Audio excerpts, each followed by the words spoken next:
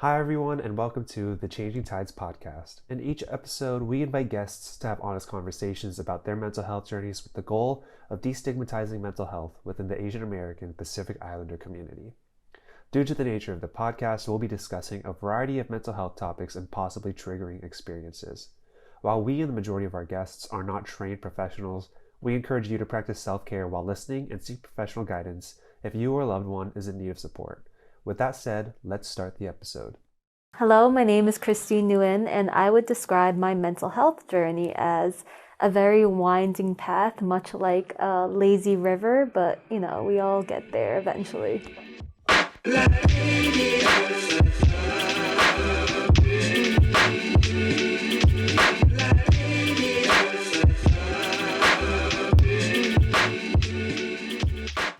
Hello, and welcome to the newest episode of the Changing Tides podcast. I'm your host, Matthew Yonemura.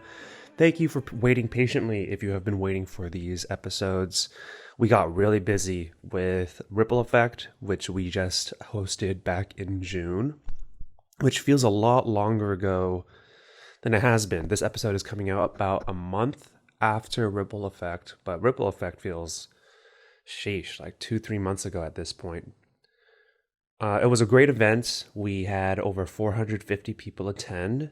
We fundraised over $90,000, and I think it went off really well. We were able to honor a lot of different families and individuals that we've lost to suicide at Ripple Effect, and it was just a really great gathering of folks. We're really happy with how that event went. So it was a lot of work, a lot of coordination, but it was really successful, I think, largely due to the enthusiasm of the families that we honor at this event. They really work hard to make sure that their friends and families are able to attend and that they enjoy the event. So thank you to the families that we honor at Ripple Effect.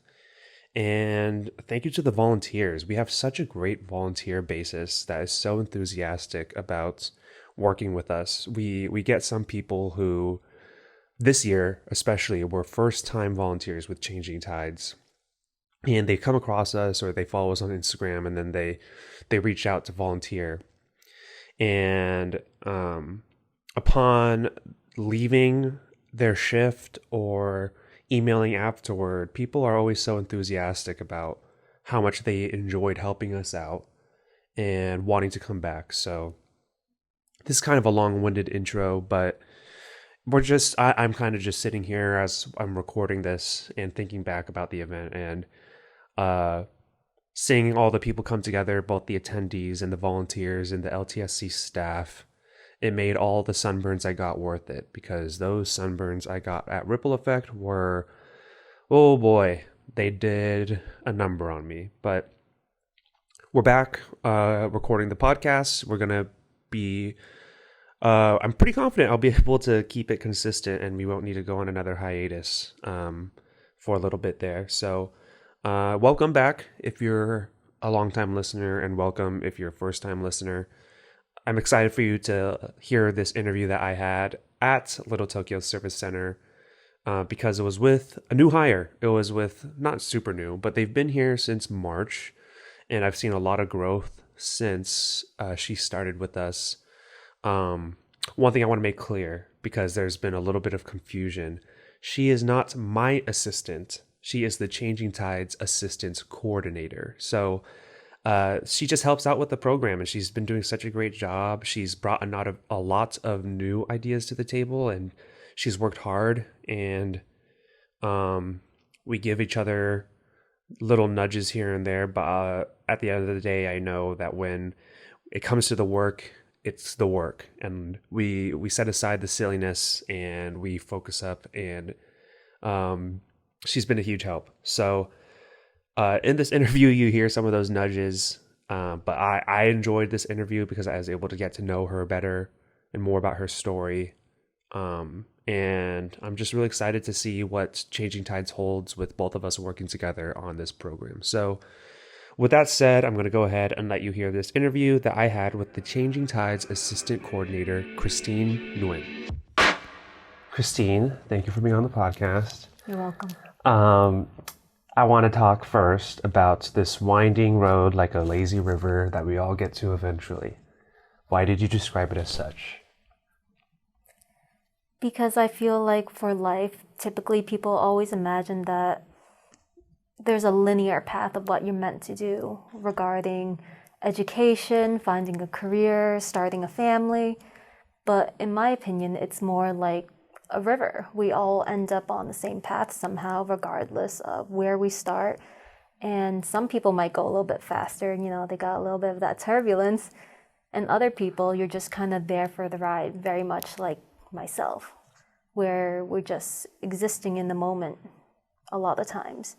So I guess that's why I would describe it as that. That sometimes I feel like I'm just going down along the way with no clear direction, but then the river is there, and it's always going in a constant direction. You kind of just get pulled along regardless. So I put this question later, I don't know why, but I think we should start first with what your title is with Changing Tides and when you started here. So I started with Changing Tides in March, I believe March 6th exactly, and my title at Changing Tides is Assistant Coordinator. So, because I didn't really introduce that part of it yet, so I figured it would make sense for me to explain why we're here. We're at the Little Tokyo Service Center recording this, where we both work together. Very rare we're both here at the same time. But I want to now go back to the original order of questions I had. When would you say your mental health journey began? My mental health journey began, I would say, a little bit after graduation. I suffered greatly from depression post-grad, and I succumbed to it. I wasn't really looking for a way out. I just let it eat at me until a very specific moment, actually. I would say maybe a year and a half ago. I don't remember what year exactly. I remember specifically, it was in November though. And what triggered it was another story on its own.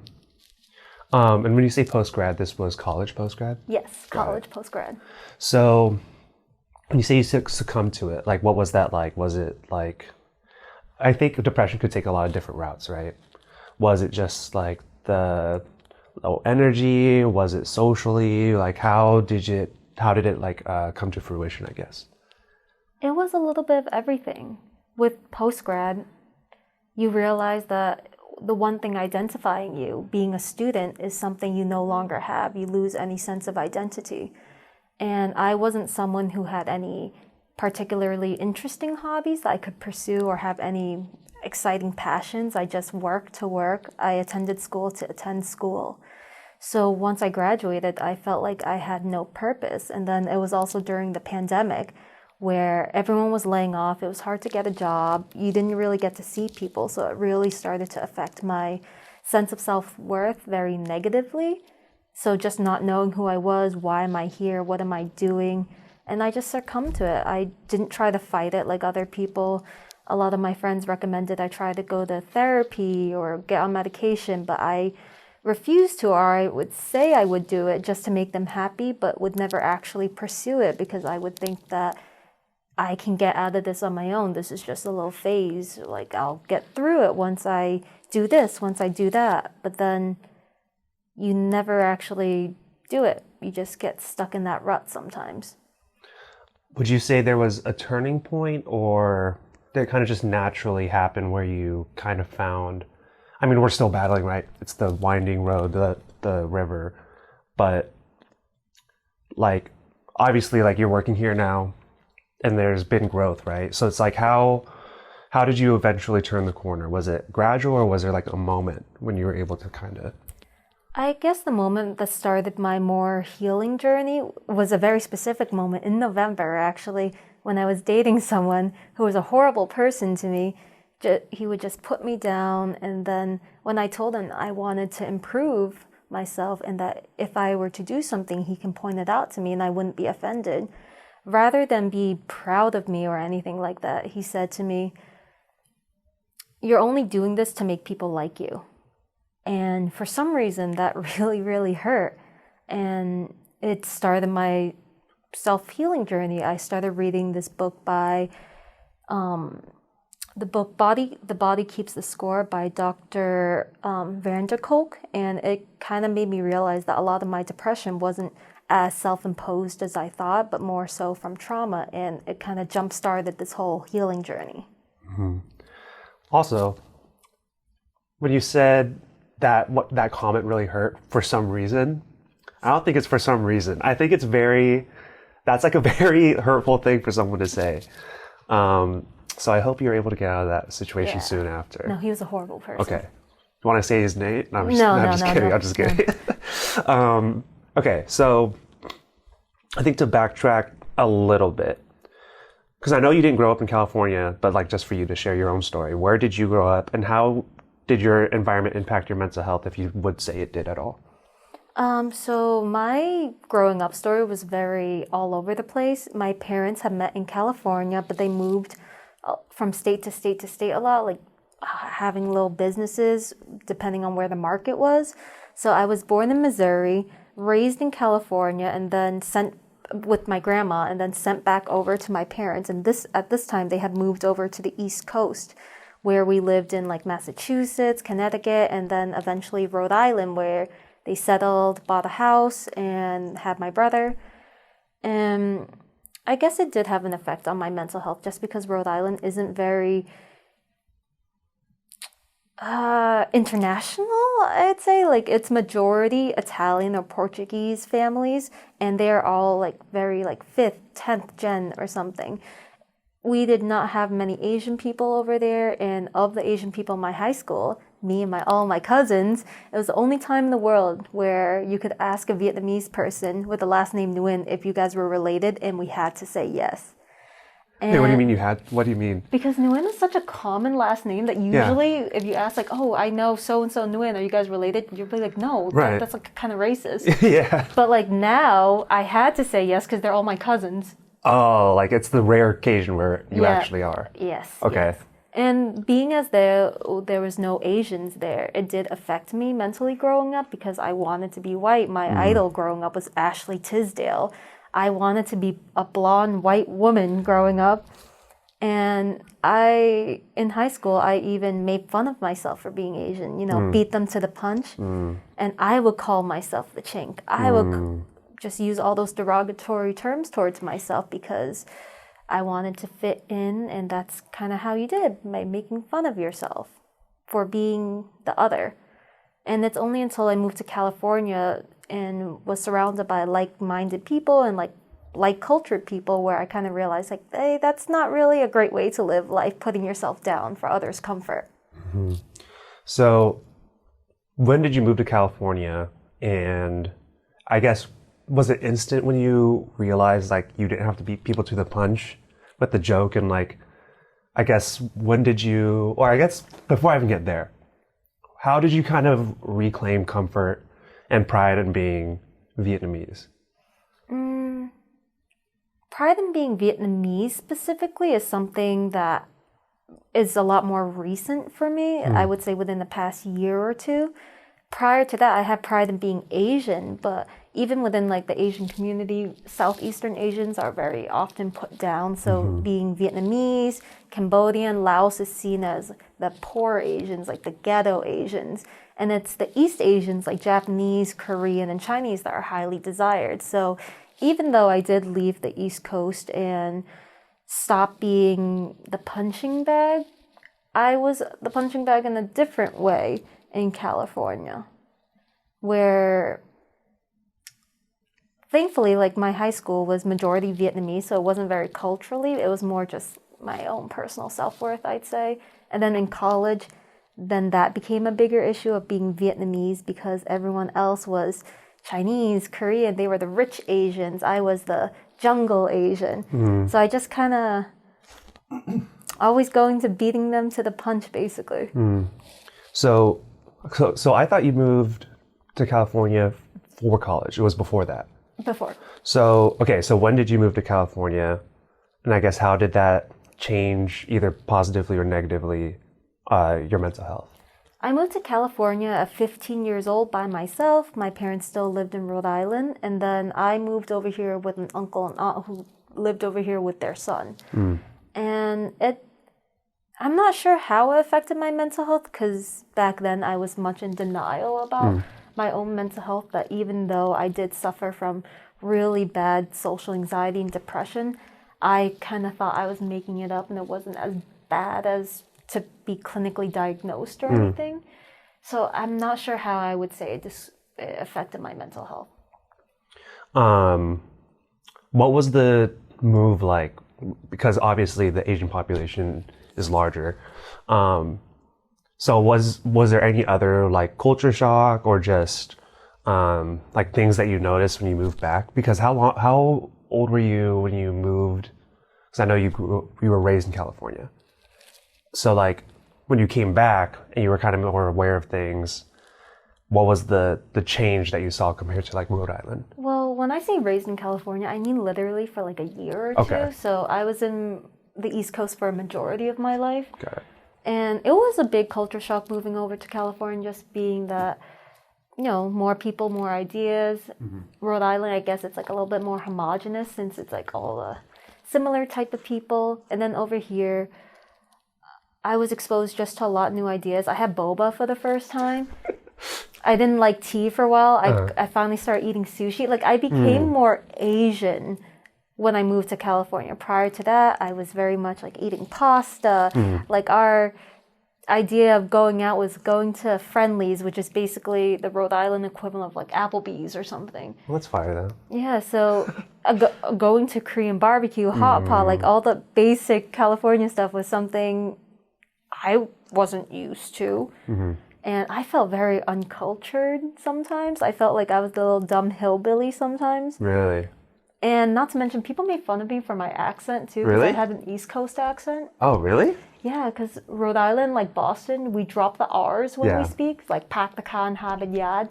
So my accent was like that too until I started teaching English and I had to like fix my accent basically. But yeah, I was most definitely the new kid. I stood out and not in always like the best ways. Do you mind if I ask what part of California you moved back to? Orange County, Garden Grove specifically. Okay, got it. So, Garden Grove. So there was still a pretty big AAPI population. Yeah, it's like majority Vietnamese. Okay, because when I think of Orange County, I think of like the predominantly white areas. Yeah. Not like Newport or anything. Got it. So you go through this high school experience, and then I know you went to UCLA. So was it a priority for you to stay in California, do you think? Well, the whole reason why I came to California was to attend a UC because as out-of-state, you would have to pay out-of-state tuition. So just the whole reason why I came to California was to get in-state tuition. That was the whole purpose of it. And sadly, you have to attend high school in California for 3 years to get in-state tuition. I was only here for 2 years, so despite my big brain plan, I still had to pay out-of-state tuition at UC Santa Barbara prior to dropping out because I didn't like the school. And then I took my gap year, reapplied to UCLA where I got a full ride. Wow. And stayed there until graduation, basically. Wow, good for you. I didn't know you got a full ride. I'm learning so much. Like, I didn't know you had a brother. Yeah. Is your brother still on the East Coast? Yeah, he lives with my mom. I didn't know you had a brother. Yeah, that's younger crazy. brother. I had no idea. You do not give older sister energy. I give very much older brother energy sometimes. I feel like if I were to guess, you would either have had a much older sister, like much older, or only child. Nope, younger brother, and I used to beat the shit out of him too. That's kind of scary because you're like, how tall are you? He's shorter than me. It's because Poor we're guy. Viet, we're not very tall. I'm Japanese, we're not very tall. Yo, like Vietnamese people, bro, we're not exactly known for like, our athletics or height. That's fair. Okay. We have to be small to fit in the holes in the jungle. Oh my goodness. See, you're beating people to the punch and no one's even going to make fun of it. Oh, man. You're still beating people to the punch. There's no joke though. No one's going to make the joke. Oh, the joke is me and my brother. Okay, well anyway, UCLA. Yeah. How was that experience? And I mean, you stuck it out, but like, how was it for you for your mental health? How was it for just your college experience and just growth in general? Oh, UCLA was amazing, especially compared to UC Santa Barbara. Like the school culture is just a lot different. I made a lot more friends. I joined a lot more activities than I would have. I just became a much fuller person by attending UCLA. It's a great school. And my only issues with UCLA would be my own fault, where I wish I took advantage of more opportunities available to me while I was still there, rather than just being a little menace and going to school and then going to party after. How many years did you end up staying at UCLA? I altogether around 2 years. I Okay. took a quarter off, and then I took an extra quarter or two to finish because I took that quarter off. Got it. And no hate to UC Santa Barbara. This is Christine's opinion because we have met great people who go there. Nick Song's frat, which name is escaping my mind, has supported Changing Tides. So, and Lin Vo also did her undergrad there. So, no hate to UCSB. Yeah, no, I was a gaucho. Okay. Yeah. Good. Just, we want to make that clear. Yeah, that there's no, it's a hate. wonderful school, just not my vibe. Yeah, just that was for Chris. Okay, good. I just want to make sure. Okay, cool. So go to school, and then you didn't immediately work at Changing Tides. So post grad, that's when your mental health journey started. But work wise and in the workplace, how did you navigate finding work post college, and how did that journey evolve? My journey after college was 10 types of messes on top of each other. I graduated into the pandemic, and I really wanted to work in entertainment at that point, but entertainment companies weren't exactly hiring. If anything, they were laying off. So I had to put that on halt, and I had to just look for a job, any job, essentially. So yes, during the pandemic, there were clubs that were open underground, and unfortunately, I was one of those people who participated in it, and I did work as a promoter for that club, as well as waitress for that club during the pandemic, where later I would start to work as a bottle girl. And from working in that bottle girl job, met lots of very influential and wealthy people who would offer me other jobs. So from there, I started working in cannabis briefly, but I didn't particularly really enjoy the office work for that. So after that, I started working in crypto. And crypto was great for a while until the crash and everything. And then after that, a little bit more bottle girl, and I was offered a job later at Activision, where I started working for video games. And that was a great time. Not really. Until it actually really negatively impacted my mental health working at Activision, because a lot of my sense of self-worth was not there. They didn't really congratulate me on the things I did do right, but they were very quick to put me down when I did anything wrong, even just an email wrong. So work very much negatively impacted me mental health wise. And then even my job as a bottle girl severely negatively impacted me too, while I didn't realize in the moment, because it's fun. You're drinking, you're partying, you're meeting all these like super rich, famous people, and you think you have it all. And especially when these people, they're calling you like pretty, they're like congratulating you on things. It gives you a big ego, sense of self. But then that became my entire identity. I became entirely defined by my looks and my status rather than who I was. And so after I quit Activision, I kind of quit everything. I broke down. I did nothing but lay in bed for months, not moving, not doing much of anything. Occasionally I'd go out with friends. And then I met, from crypto, I met an amazing mentor who gave me lots of advice in life, and he had gone through his own depressive phase. And he had told me what had helped him. And from there, I just started my own little journey upwards, listening to great people, very like enlightening experience, meeting all these people. And then I realized that if I am going to live in this world, I want to do, and I have to work, I want to do work towards something I actually care about. entertainment. It's nice, but it's just an ego stroke. And I didn't really like video games. I didn't like tech that much because there's too much politics involved and like just not exactly my thing.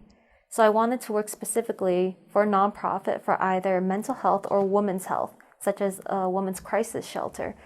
And when I Googled this, Changing Tides was one of the first ones to pop up for a job. It wasn't through LinkedIn or Indeed or anything. It was like a separate nonprofit site. And I applied, received no response, saw the job posting again on LinkedIn, applied again, reached out to them through LinkedIn, and eventually got a response, but I was getting a little bit desperate and was interviewing at Sony, but I didn't really want to work in entertainment anymore. So very thankful everything worked out with Changing Tides. So that job posting happened to go up like right before our holiday break. Yeah. So I don't know if we saw, I actually don't know. I wasn't in charge of the job posting, but yeah, it happened to be right before the break. So I think Jana was in charge of it. She mentioned a website too. Oh, so she knew? Yeah. Okay, got it. But yeah, I apologize. But it wasn't my fault. So you said how you came to wanting to work here, but have you learned anything? I mean, you don't have to say you've learned everything about mental health. Like, this isn't necessarily a promotion. I want to ask you honestly. Like, have you gained anything mental health-wise since beginning to work here? Yes. I think just the way I was raised and the people I surround myself with, it's a very much a dog-eat-dog world that everyone's out for themselves. The whole point of us going to a lot of these events isn't even necessarily because I like going to these events. It's for networking purposes. It's very much I scratch your back, you scratch mine, which sounds very unfortunate and shitty, but that's just how Los Angeles works, especially if you're working in a field like entertainment or even tech. So being at Changing Tides and seeing people who actually genuinely care has kind of rocked my world a little bit, where I was almost in disbelief sometimes, because if anyone's even familiar with tech and like even you're familiar with FTX and Sam Bankman-Fried? Yeah. Even Sam Bankman-Fried, who was a philanthropist and he donated tons of money to nonprofits, charities, etc. Once he was outed with everything, even in his text, he said that Silicon Valley is a lot about altruism, where everyone's trying to help everyone, but it's to look good. It's like this Western game we Westerners play, as he put it. So I was very used to people doing great things for people, but it's always for themselves, not because they just want to. So that's what I was used to. So coming to Changing Tides and seeing people take time away from their actual work days, their weekends, their personal time, just to help others with no benefits to themselves whatsoever, it's really opened my eyes. It's changed me, and I feel like I'm learning a lot from that. It's definitely very different than what I'm used to, and it's a good different though. It's crazy though, because this was my first, I guess you would call it a desk job. So this is all I know. But then not just you, but other people have come in from other industries. And they've said not about me as their supervisor, but about their other supervisors within Little Tokyo Service Center. Oh, that just threw me off because I'm not used to my boss actually caring about my mental health. So it's just weird to hear how some other workplaces have really damaged one's mental health. So it's all a cover, of course. We don't really care. Yeah. No, I'm just kidding. Of course we care. But no, I guess I'm curious, when you didn't believe it, did you think it was just a ploy for you to put your guard down, or what was you're going through your mind of why they would fake that, I guess? Well, being In UCLA, I did do a lot of Asian studies just for my own purposes, curiosity, and something within like Asian communities. And even when I was a bottle girl, I worked at a Korean club. So I was interacting mainly with Korean, Chinese, like Asian, not as many white people. And something that Asians are known for is keeping face, essentially. That we're always trying to look good to other people, that we never want people to know about our struggles. We never want people to know about our poor ideals or like any poor moral doings. We always want to look like the good person. Asians are very much humble bragging about everything all the time too. Or even like just bragging. I mean, Crazy Rich Asians, like the name itself is very, in your face about that kind of thing. So when people are kind, I just kind of assume it's to save face, to keep face. It's not that they're bad people by any means, but it's just very much ingrained in society that, oh, you have to be nice, but then you can shit talk them later. Like it's like a common thing in Japanese society that their Japanese people are known to be very polite to your face, but then like, they'll shit talk you behind your back. Vietnamese people were a little bit different. We'll shit talk you to your face and behind your back. And we're very loud. I hear you. Yeah, there's a lot of different, very traditional stigmas within the AAPI community. They're different, the different Asian Americans or different Asians that I think slowly, the younger generations are trying to change. Like, I definitely know what you mean about, I mean, that's still a thing within Japanese Americans, especially with some of the older generations of, gossip and stuff. I think that's a lot of Asian Americans, but yeah, I think that's slowly changing. Hopefully. I would like to think, right? But I was joking when I said we don't really care about our volunteers and our staff because, like, my next question about ripple effect, like that's when that was your first big event with Changing Tides. And that's like a really great example of our volunteers and our staff, like coming together for something that we really care about because it's a lot of planning, it's a lot of time, and it's a long day. So what was it like for you to experience your first big like Changing Tides event? It was amazing. I even invited my friends to it and they all had the same reaction that it was very nice to see a community come together, that none of us were very in line with that thinking, that again, we all come from a very different background. We come from nightlife, essentially, a lot of us. So that's what we're used to. We're very much used to the Hollywood glitz and glamour, that it was a little bit different getting to see families come together just to celebrate someone's life, basically, to contribute and do all this great stuff. Because, again, I'm used to putting an effort to meet people for the sake of meeting these people, not because I enjoy doing this. So being at Ripple Effect and just seeing the effect it has on people and seeing everyone come together just for the sake of coming together was really different. It was really nice and eye-opening overall, and it kind of shows me that this world isn't as negative as I've often painted it out, and that my friends are right, and I do have a very biased view of things because I am surrounded by a very particular type of people. In terms of the work that you did on the day, was it more overwhelming than you thought? Was it calmer than you thought? Or, just what was it like for you behind the scenes?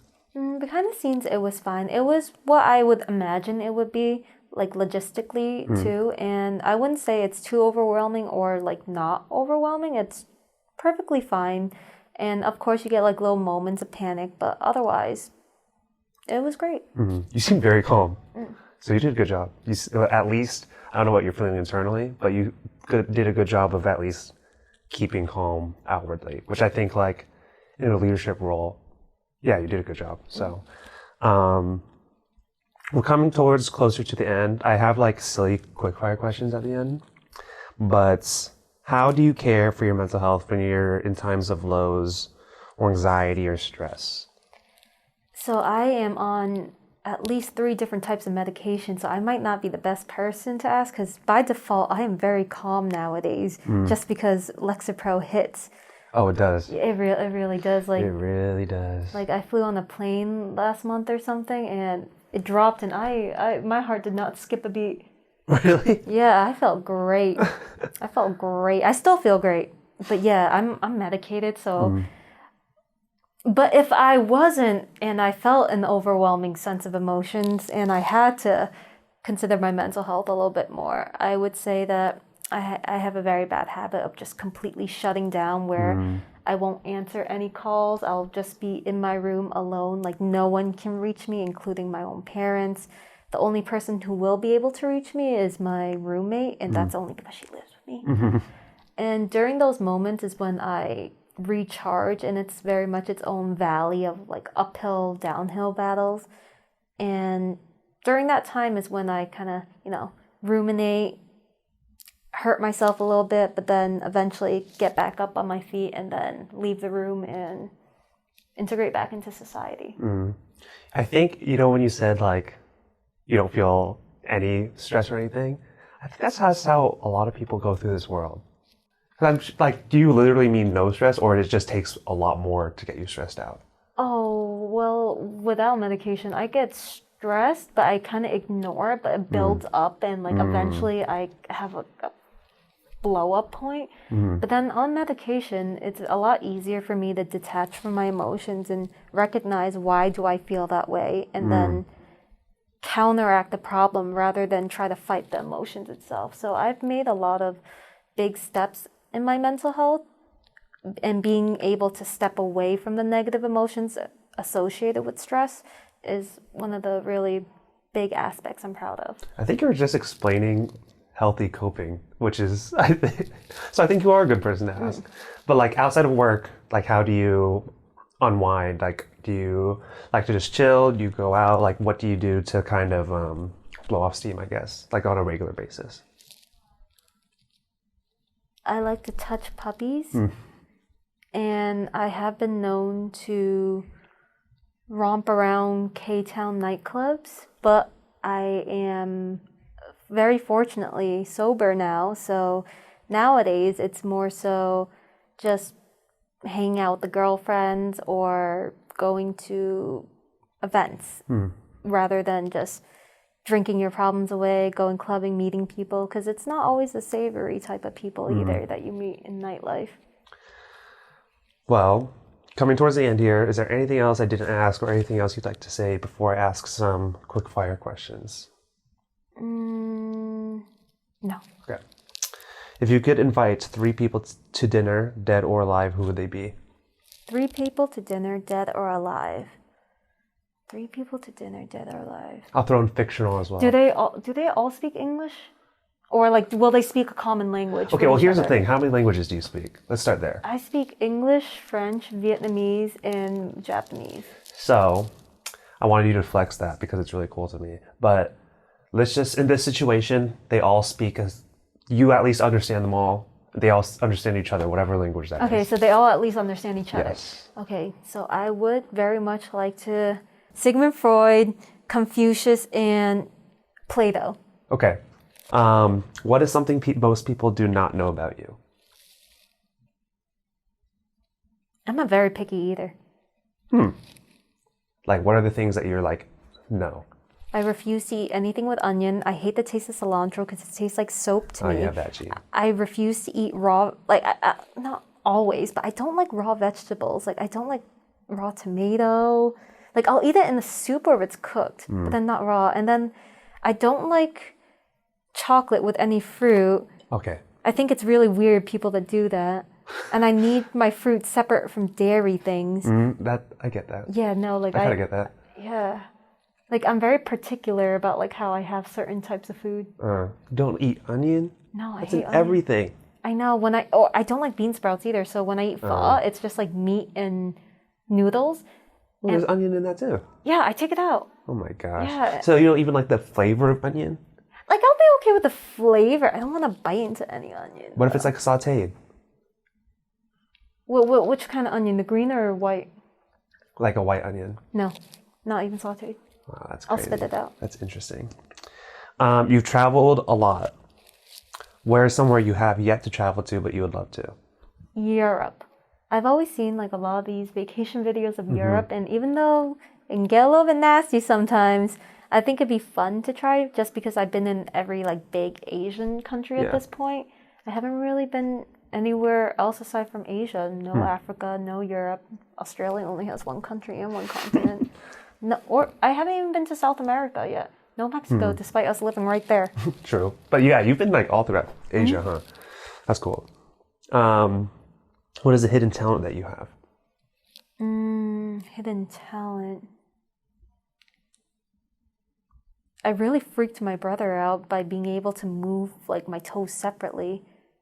But Like that, one at a time? yeah. Oh, Yeah, no, my brother finds it really fucking weird. that's crazy. Yeah, he doesn't like it when I wave at him with the toes. Like you could go Like I can like literally like separately move it. oh, I don't like that at Yeah, all. my brother's always like, yo, put those dogs away. Yeah, keep your dogs away, please. Yeah. Oh, yeah, keep your dogs away for as long as you possibly can, please. Yeah, bro, fucking monkey feet over here. That's crazy. Ooh. Okay, anyway, to round it out, what would the title of your autobiography be? The title of my autobiography. If you had to write it now, because I know you have a lot more Like life a to like a oh god, the title can be more than one word, huh? Yeah. It could be one word, though. What not to do. Oh. Okay. What not to do.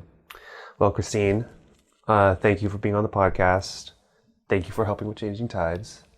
And I think that's about it. Thank you for having me today, Matthew. This was a very, mind-numbing experience. What do you mean? Wait, What do you mean it's What- been mind-numbing? oh shit, mind-opening, Ah, enlightening. you meant mind-numbing. It's okay. Thank you again, Christine, for being on the podcast and for talking about her mental health story, her past work experiences, all the travel she's done, and how this all kind of combines to create her mental health journey. Again, as I said in the intro, I really enjoyed talking to Christine in this capacity. We get so busy with the work. While we do have a good work relationship, we get so busy about the work that sometimes I haven't had the chance to talk to her more about herself. So it was really cool to sit down and talk to her just about her and her experiences. So with all of that said, if you enjoyed this episode, you can subscribe to our show for our episodes that release every other Tuesday, and you can give us a rating or review on your favorite podcast platform. If you would like to support our podcast and help us grow, you can do so with a donation at the link at the bottom of the episode description. To hear more about Changing Tides, follow us on Instagram at LTSC_Changing Tides, or check out our website, thechangingtides.org. Let's continue to change the tide on mental health.